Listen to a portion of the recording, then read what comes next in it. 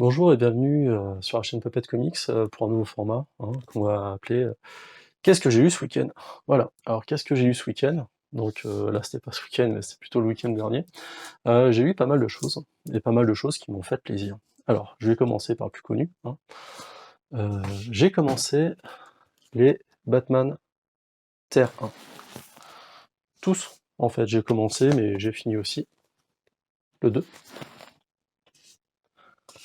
et le 3, qui est ma couverture préférée. Alors, qu'est-ce que j'en ai pensé? J'ai pensé que le dessin était splendide, véritablement. Le dessin de Gary Frank est magnifique. Alors, il a fallu, je crois, pratiquement 9 ou 10 ans pour terminer, et j'adore les planches. Les planches sont trop belles. Voir un peu ce Batman débutant se prendre des tôles et autres, mais aussi faire des alliances incongrues, quoi, finalement, parce qu'il s'allie très très vite. Il s'allie très très vite avec, par exemple, comment il s'appelle, le mec crocodile, là, Croc. Il s'allie aussi avec Catwoman très très vite. J'ai adoré le personnage d'Alfred, qui est un ancien commando. Alors, je crois que c'est les Marines de la marine anglaise ou les SAS, je m'en souviens plus, bah, vous me direz dans les commentaires si vous vous souvenez. J'ai trouvé ça très bien. Les deux premiers tomes, en tout cas, sont énormes. J'ai vraiment adoré. Le Harvey Dent, qui finalement, bah, j'ai pas très envie de spoiler, donc double face qui est véritablement énorme, et on ne sait pas véritablement qui on a, bah, ça on le saura à la fin de l'histoire, mais je préfère pas vous spoiler. En tout cas, ça a été une bonne lecture. Le Batman, j'en fais pas beaucoup parce que je trouvais ça très pénible, hein. Moi, j'ai détesté Batman Metal, Death Metal et tout ça. Je crois que j'ai lâché Batman à cause de ça, et ça m'a fait reprendre. Donc finalement, d'avoir acheté 3 titres Batman, ça m'a permis d'acheter, bah, pas d'acheter, de s'être vu offert. Et d'ailleurs, bah, big up à la Cognaterie sur Avignon, parce que bon, ils en avaient, ils ont joué le jeu. Et donc pour 2 titres Batman, bah, vous aviez le Damned qui était en noir et blanc. Alors le Damned, je l'avais déjà en couleur, j'avais déjà lu. Je l'ai récupéré en noir et blanc parce que les dessins sont magnifiques, hein. Les dessins de euh, Liber Mejo, si je me trompe pas. Mais je regarde, hop.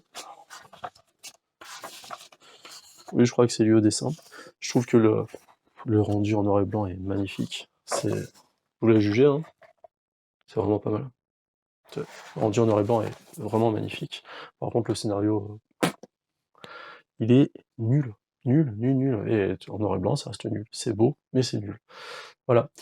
Petite digression aussi, j'ai pas lu que du comics, j'ai lu ça. Et ça a été, j'en ai beaucoup entendu parler en bien.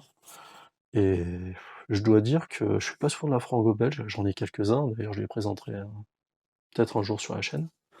Et celui-là, le Jimbot, c'est exceptionnel. Le dessin est magnifique. Bon, le scénar, c'est quoi? Euh, le scénar est pas nul, et c'est un peu classique, mais on va y venir après. Finalement, ça parle d'Hiro, qui a un enfant qui vit dans un abri, et avec ses parents, bah, avec son père, qui s'est échappé. Et des gens cherchent à le reprendre, et finalement, c'est un robot samouraï qui l'a délivré de ses agresseurs. J'en dis pas plus. Par contre, c'est une véritable, comment dire, déclaration d'amour finalement au manga, aux comics et à la BD franco-belge. Il y a des tas de références à Astro Boy, il y a des références, par exemple à Wolverine avec le Sneak, il y en a plein. Le dessin est magnifique. Yojimbot, ça commence toujours un peu comme un film. Vous avez quelques scènes ici.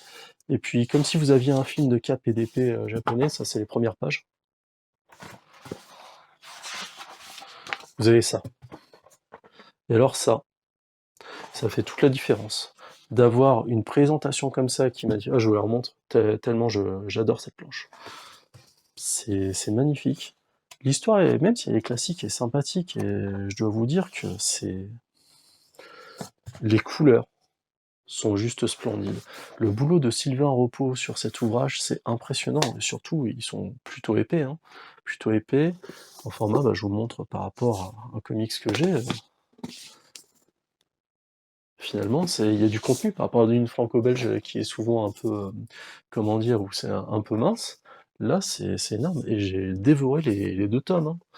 Rien que pour le dessin, ça vaut vraiment le coup. Alors je vous montrerai pas des images du tome 2 parce que ça risque de spoiler, mais le tome 1, jetez-vous dessus, hein, vous êtes fan de comics, de manga, des deux, allez-y, hein, quand vous voyez des dessins comme ça, c'est vraiment trop beau. Ça a été splendide. J'ai adoré cette lecture et ça m'a fait du bien. Et donc, bah, je vous laisse me dire ce que vous avez lu le week-end dernier ou ce que vous êtes en train de lire ce week-end. Si vous avez aimé cette vidéo, likez-la. Si vous avez des commentaires à faire, n'hésitez pas à commenter. En tout cas, je vous dis à bientôt et pour un prochain épisode de Qu'est-ce que j'ai lu ce week-end? Salut!